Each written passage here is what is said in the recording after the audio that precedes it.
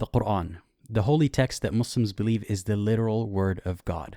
It is so perfect that it is a miracle in and of itself, supposedly. There's so much I could say about that, and I have. But today I'll focus on some arguments in the Quran that are either so bad I cannot believe God would make them, or so bad that they can be used against Islam, hence the title of this video. My name is Apostate Aladdin, and not to toot my own horn, but you're watching one of the best ex-Muslim YouTube channels, so consider subscribing if you haven't already. Today I'll focus on some verses that tell the story of Ibrahim, aka Abraham.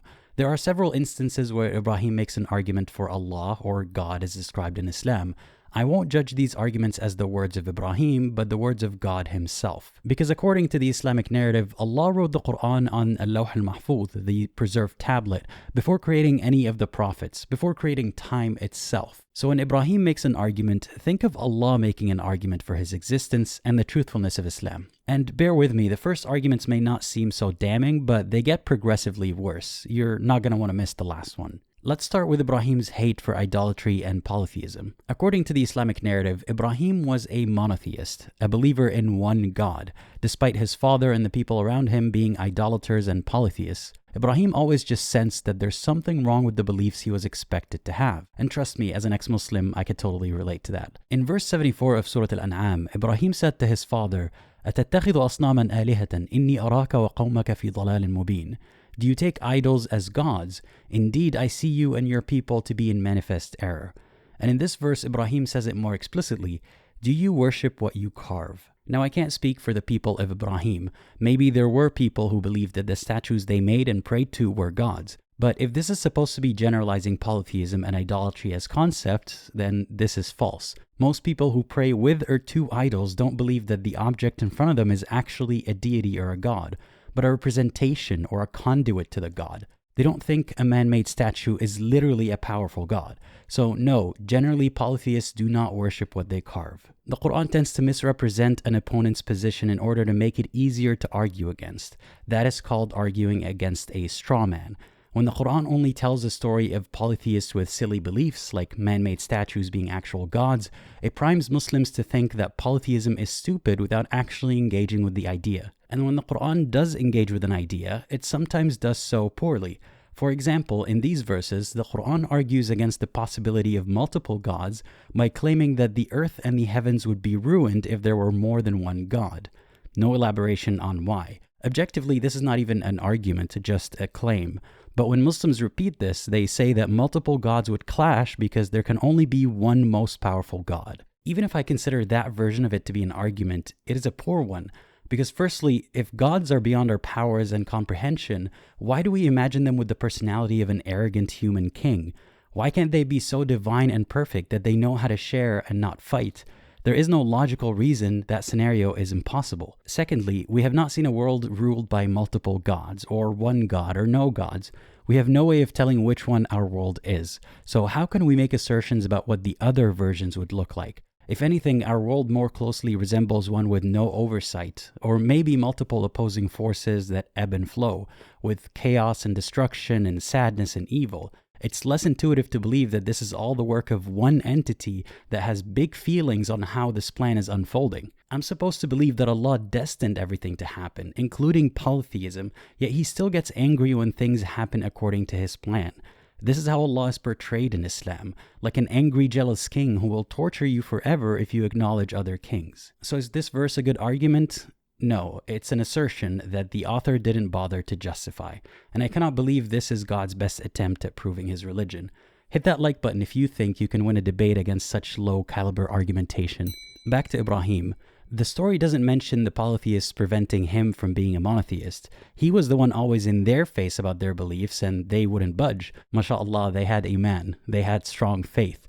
And isn't that a good quality that is encouraged in Islam? If a Muslim is expected to have blind faith and never doubt their religion, and the non-Muslim feels the same way about their religion, why is it only bad when they do it? But it's different because my religion is true and theirs is false, said every theist ever. In a similar vein, when Ibrahim asks why they worship the idols, they said that this is what we found our fathers doing, which is the same mechanism behind why most Muslims are Muslim, by birth and indoctrination. If Allah understands this bias that most humans will have towards their religion of birth, how is it fair that He tortures a polytheist for being indoctrinated, but not a Muslim? But it's different because my religion is true and theirs is false. Anyway, the polytheists didn't harm Ibrahim. They just kept doing their thing. But Islam is not very pro-freedom of religion, so in this verse, Ibrahim swore to himself that he will plot against the idols when the worshippers weren't around. Very brave. And so he did. He smashed their idols. Now, why would Allah come up with a story that might inspire Muslims to behave that way? To feel morally justified to destroy someone else's property because they won't convert to Islam? Let's do a bit of role reversal. How would a Muslim feel if after a debate with a Christian, a mosque was vandalized? But it's different because my religion is true, and so Ibrahim smashed all the idols except one. When the worshippers returned, they asked if he did this transgression, and Ibrahim replied in this verse, "The big statue did it. Ask them, see if they speak." Supposedly this argument works. They admit defeat and say, "We knew they couldn't speak. What were we thinking?" And everybody claps. But also, they stubbornly refuse to follow Ibrahim and they attempt to throw him in a fire. Now, obviously, this is a poorly written story. I can tell because the Prophet's opponents are not only conveniently idiots, but also stubborn beyond reason, so they could be the bad guys for the plot, like most villains in religious stories, when in reality, this is a stupid argument. I'll repeat myself. Idols are generally viewed as representations or conduits to the gods, not the gods themselves. Their worshippers know they don't speak, and those gods, if they are real, are under no obligation to intervene and protect the idols. To draw a parallel in Islam, Muslims believe that the Kaaba is the house of God. They don't believe God is literally cooped up inside with a Quran and incense. They know it's symbolic. And according to this surah, Allah protected the Kaaba once from invaders using birds throwing hot stone projectiles. I wouldn't be surprised if a sheikh claims that Islam predicted drone warfare. But it might surprise you to find out that the Kaaba was destroyed and rebuilt multiple times throughout history. Most recently in 1979, the Kaaba and the mosque around it were forcibly taken by Islamist militia for 2 weeks. The siege ended with the help of Western military forces, not Allah or his angels. And the bloodbath cost hundreds of lives and hundreds more injured. The point is, Muslims are capable of understanding that they pray towards the Kaaba but they don't worship it, and that it's the house of Allah but He's not inside it. So it shouldn't be so hard for Allah and His followers to understand that most idolaters do a similar thing. They pray to a statue but they don't think it's literally a god. And if a believer thinks that God's not protecting stone statues as proof they don't exist, then what about Allah's inaction when stone and flesh are broken in His holy house? I mean, armed invasion aside, in 2015, a construction crane near the Kaaba fell on Muslims and killed and injured hundreds. The government blamed it on the wind, but who controls the wind? Supposedly Allah. So if you think destroyed idols means no deities, then by the same token, destroyed Kaaba means no protector, no Allah. Violence and bloody deaths in Allah's house means no Allah. Or to quote Ibrahim in this verse, "Why do you worship what does not benefit you or harm you?" Oops, friendly fire. You might be thinking, wait a second, Aladdin, Allah does benefit us and can harm us. How do we know? Because Islam says so. But can anyone demonstrate that? Does anyone have any proof that prayer to any entity actually works? Of course not. But believers of all sorts of religions think that their prayers work. So there's no way to prove that praying to an idol is any more useless than praying to Mother Earth or Amun or Allah. Moving on, in these 2 verses, Ibrahim mockingly asks the idols, "Why don't you eat or speak? What is wrong with you?" And if the argument is that inanimate objects cannot be gods, I've already addressed that straw man twice. If the argument is that Ibrahim demands they eat or speak to prove themselves to him and they didn't do it, then we can apply that to Allah as well. Allah, if you're listening, which He supposedly always is, I demand that you eat one of my cats to prove that you're real. Wait for it. They're both still alive. If it sounds ludicrous for me to demand that God prove Himself, then why is it any less ludicrous when Ibrahim does it? What if the gods behind these idols do exist, but they're under no obligation to answer to a lowly human? To be crystal clear, I believe all religions are man-made, till I find evidence that proves otherwise. So I'm not making a case for polytheism. I'm just carefully examining the arguments in the Quran to show that they don't hold water. And if I take the verses at face value and assume that the argument is, if an entity doesn't eat or speak, it cannot be God, then that applies to Allah as well. Allah does not eat or speak, and stories about Him speaking or dreams that people had do not count as proof. And the Quran does not count as proof of Allah speaking. That is circular logic. Allah is real because the Quran is the word of Allah. How do we know that the Quran is the word of Allah? Well, it says so in the Quran, and so on and so forth. And occasionally you'll hear a Muslim ask rhetorically, then who wrote the Quran if not Allah? I can answer that in an upcoming video, otherwise this one would be 40 minutes long and most of you give up listening after like 10 minutes anyway. Maybe our parents were right, it is that damn phone. Back to the verses. These ones demonstrate Ibrahim's process of elimination to arrive at monotheism. During the night he saw a star and he said, "That is my God." When the star set, he said, "I do not like those that disappear." The same thing happened with the moon and then with the sun. Ibrahim said to his people, "I am free from what you associate with Allah." So in a sense, he felt like those were sufficient arguments against polytheism. So did Allah, otherwise he wouldn't include them in this book. There is so much I have to say about these verses. First of all, stars and the sun and the moon do not just disappear, as in cease to exist. They're just out of our field of view because we live on a rotating sphere. But Ibrahim and Allah seemingly didn't know that. Otherwise, it wouldn't be such a big deal to Ibrahim that they disappear. Gods are under no obligation to show themselves to us 24/7. So what if they're just out of view? A powerful God would still be able to perceive us and affect us even if we cannot see it. Secondly, if appearing and never disappearing are criteria for divinity, then Allah is not a God because he does not appear. And to quote Ibrahim, "La uhibbul afilin," I do not like those that disappear.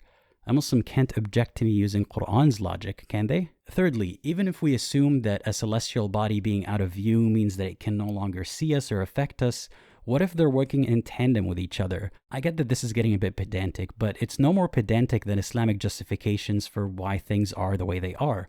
Like how Allah doesn't need angels to do his work, but they supposedly exist. Almost like demigods with their specialized domains. Fourthly, what if the sun and the moon are not gods themselves, but conduits to the gods?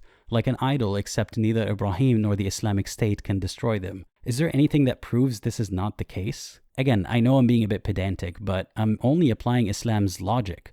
Whenever I question how absurdly Islam describes the world, like meteors being missiles against the devils, I'm told it's metaphysical. Can I prove it is not the case?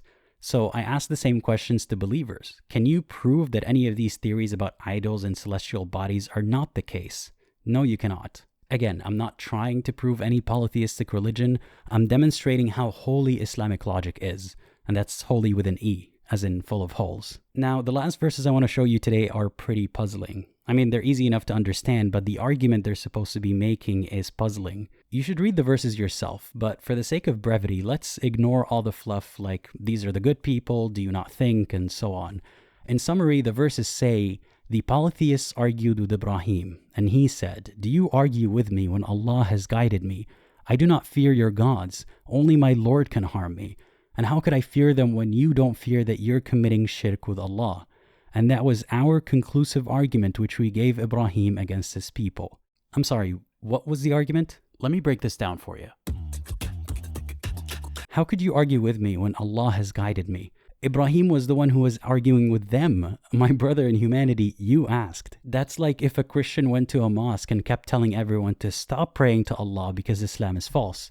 And when the Muslims engage and argue back, he says, "Why are you arguing with me when Jesus already guided me?" How stupid and arrogant would that person seem? If you don't want to argue, then shut up and leave them alone. Except the person doing that wasn't an obnoxious Christian preacher, it was Ibrahim. Then to paraphrase the rest of the verses, how could I fear your puny gods when you don't fear my GigaChad God?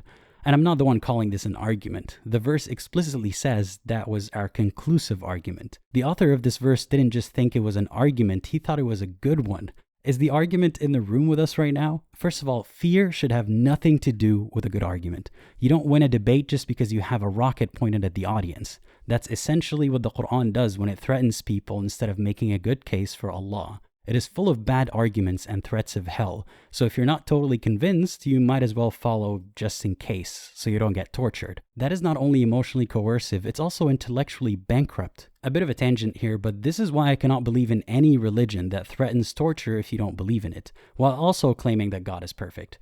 Not because I'm scared, but because it clearly is highly imperfect. I cannot believe that a perfect God would be 1, petty, he takes this belief personally when he understands how reasonable it is, 2, manipulative, he threatens to harm instead of proving himself, and 3, incompetent because he can't prove himself. Why does he need fear at all? The apologetic retort is that some people need punishment as a deterrent, just like we have laws and prison sentences. But I'm not even talking about punishing crime and evil. Allah threatens torture if you make him jealous by praying to another god. It sounds more like insecurity than power. And I cannot believe a perfect God would be so insecure. It is not God that created man in his image, it is man who created God in his image.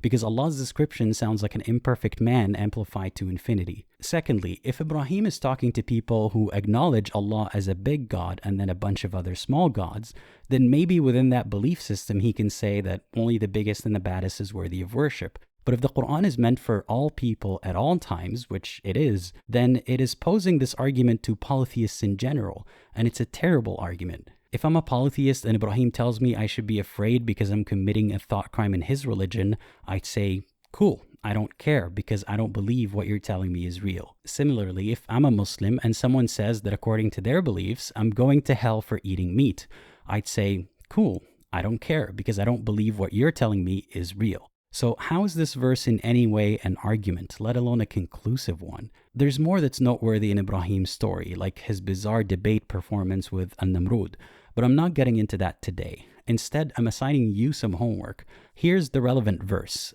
Read it, look up the exegesis, and try to identify the faulty logic.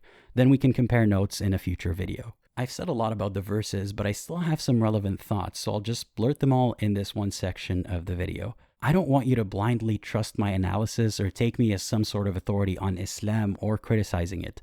This is all meant to demonstrate my process and help you think critically and realize that nothing is beyond questioning. If a story falls apart the more you poke at it, then it's a lousy story. And it's only fair that lousy stories which demand our belief and devotion are questioned pedantically. I know it's tempting for a believer to think that even if one odd argument or two exists in the Quran, there are plenty of good ones to focus on instead. But one bad argument in a perfect book is unacceptable. It's not redeemed by a good argument or a verse that encourages kindness and charity. The standard is perfection. So how many flaws would it take for a believer to admit imperfection? I don't know the answer to that. It really depends on the person. And in my case, I can't even tell you how many it took, because I noticed so many imperfections in Islam over the years, but I kept telling myself that I must be wrong. There must be a way to make it all make sense. So yeah, I get it. It's not easy for a believer to admit to themselves that there are oddities in their religion. It's also worth mentioning another major imperfection, how messy and disjointed the Quran is. The story of Ibrahim is scattered over many chapters, with some redundant repetition and lots of details missing. A perfect book would not be so disorganized and out of order. A perfect book would not require secondary sources based on hearsay to interpret it. God is perfectly capable of sending one immaculate guidebook that explains itself, and this is not it. Not only is it a flawed book, it is an exploitative system. Islamic apologetics are full of fallacious logic and hostility, and I don't lay all the blame on flawed Muslims.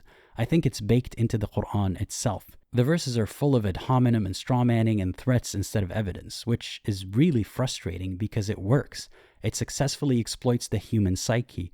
Every fallacious idea a believer is indoctrinated with takes me a long time to unpack in a video, and even longer for a believer to unpack it for themselves. And I need your help. I'm just one guy with a bunch of helpful volunteers. Despite making so many videos based on critical thinking, I can't cover every question and every bad belief. And I don't see myself as infallible or some kind of intelligent thinker. You can do this too. And I don't care about you knowing my critical thoughts as much as I care about you developing your own, be it about religion or anything else. So don't just take my word for it. I encourage you to read every verse I cite yourself and do your research and apply the skepticism to more beliefs in your life, not just Islam. The same deceptive mechanisms exist in religions, ideologies, and even day-to-day life. So don't focus on learning the specific counter-arguments. Focus on learning and practicing the skills. And again, I used this catchy title because that's what gets people to listen. But it's worth reminding you that Islam was never proven to begin with. You don't owe it to believers or anyone to disprove it, or else you implicitly agree. Or else you have no right to disbelieve or no right to voice your criticism. As hard as it is for a Muslim to accept, Islam is not true by default. And anyone can not believe it or leave it without having to write a dissertation on it. You should not feel intimidated by how grand and established Islam seems to be. It doesn't matter how many people say they believe it, or how many people dedicated their lives to studying it. The book itself is flawed, but it is compellingly frightening. The popularity of this book and the ideas in it has nothing to do with how true or false it is, but it has to do with how good the ideas are at propagating, and I hope you can recognize the difference. I don't need to disprove Islam since it fails to prove itself, but I hope it was illuminating to see how the arguments Islam makes for itself are not all they're hyped up to be. I get a lot of requests for video topics, but I can't find the time to make a video about every single story or argument. What I hope I'm doing is empowering you to research and think and take an active role in this process yourself. And if you need help, consider joining a community like our Discord server and having discussions with other skeptics. The links are in the description. And if you need more help, I set aside some time periodically to have one-on-one chats with people who reach out to me. The link for that is also in the description. Just please keep in mind that this is not a mental health counseling session. I am not qualified for that. Speaking of mental health, you might want to watch this video about how Islam affected mine, or this other video that YouTube thinks you'd like. Thank you for watching, and thank you to all of my supporters. I can't understate this. These videos could not exist without your help. And as always, think critically and think for yourself.